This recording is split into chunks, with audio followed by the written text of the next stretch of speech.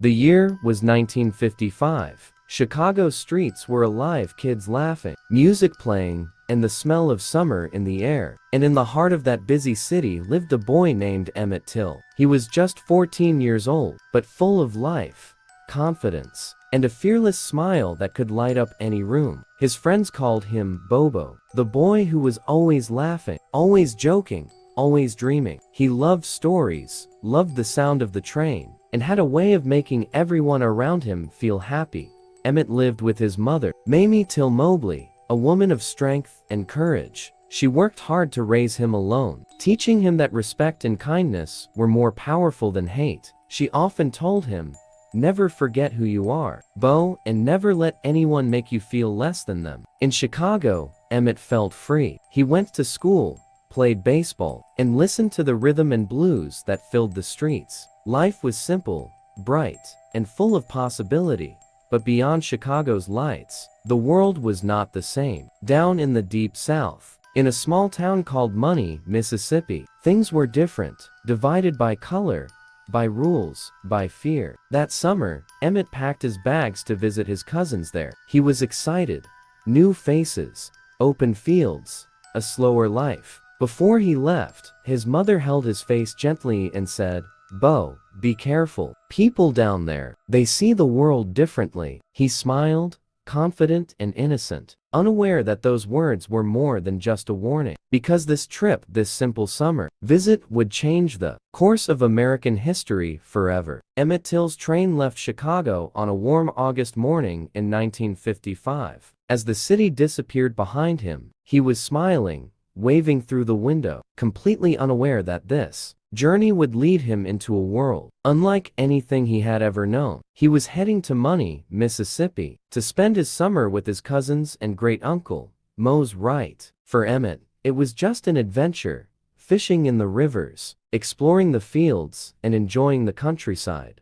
But for his mother, it was a trip filled with silent fear. She knew what the deep South was like, a place where the color of your skin could decide whether you lived or died. When Emmett stepped off the train, he was greeted by the thick southern heat and the quiet stares of strangers. Here, everything felt different. The streets were slower, the people talked softer, and signs everywhere reminded him, "Whites only," and colored. He had heard about segregation, but now he was seeing it with his own eyes.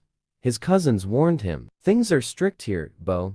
Don't talk too much. Don't look too long." Emmett laughed it off. He didn't believe that being friendly could get anyone in trouble. He was just being himself, cheerful, curious, and full of life. But Mississippi in 1955 was a place trapped in the past, a land of fear and unspoken rules. And one simple moment, one innocent act, was about to break those rules. A few days later, Emmett walked into a small grocery store called Bryant's Grocery and Meat Market. Inside was a white woman named Carolyn Bryant, and what happened in that store would echo across history. A few nights after that visit to the grocery store, the world around Emmett Till went silent. The crickets had stopped singing. The summer air was still. Inside his great-uncle's small wooden house, everyone was asleep until headlights flashed through the window. It was 2:30 a.m. Two white men stood at the door, Roy Bryant and Jew Millam, the husband and brother-in-law of Carolyn Bryant. They were angry, drunk,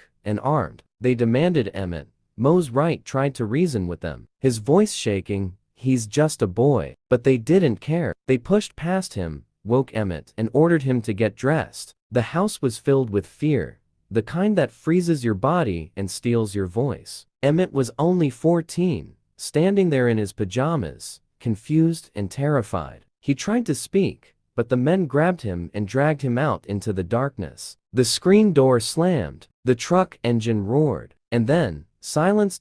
No one saw Emmett Till alive again. The next morning, the sun rose over Mississippi, like any other day, but something terrible had happened in its shadows. For 3 long days, his family searched and prayed, hoping he was still alive. But deep down, they knew. When his body was found in the Tallahatchie River, it told a story the world would never forget.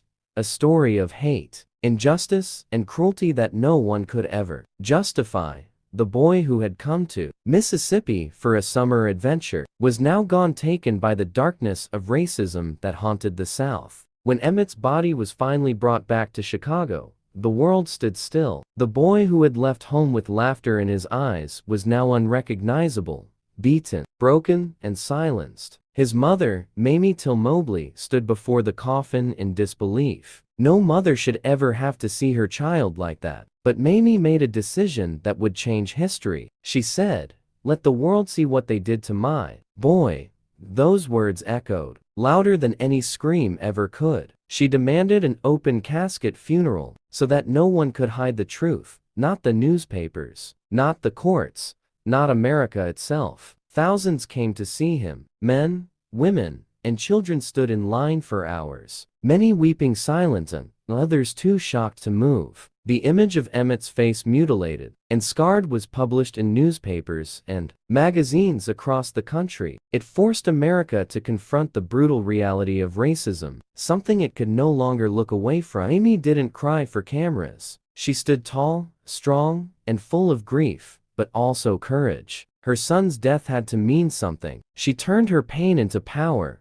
her tears into a movement. That single decision, a mother's unbearable choice to show the truth, lit the spark that would ignite the civil rights movement. The boy they tried to silence had just found his voice through his mother. The world watched as Roy Bryant and June Millam went on trial for Emmett Till's murder, but justice had already been silenced. An all-white jury deliberated for just 67 minutes before acquitting the men, even with overwhelming evidence against them. The courtroom erupted in whispers and disbelief. How could two men confess to kidnapping and killing a 14-year-old boy and walk free? It was a bitter reminder that, in 1955, Mississippi, the color of your skin decided your fate. Months later, the killers confessed openly in a magazine interview, admitting to the crime without fear of punishment, protected by double jeopardy laws. The nation was outraged. Photographs of Emmett's face, once a symbol of grief, had now become a symbol of anger, awakening millions to the truth of racial injustice. His death became the spark for the civil rights movement, inspiring leaders, activists, and everyday people to rise against segregation and hatred. From protests to marches, from speeches to legislation, Emmett Till's story traveled across America, a tragic catalyst for change. Though Emmett's life was cut tragically short, his legacy lives on. He taught the world that silence is not an option. His courage through the bravery of his mother gave a voice to the voiceless, reminding us that even in the darkest moments, one story can change the course of history. Emmett Till may have been a boy, but his story changed America forever.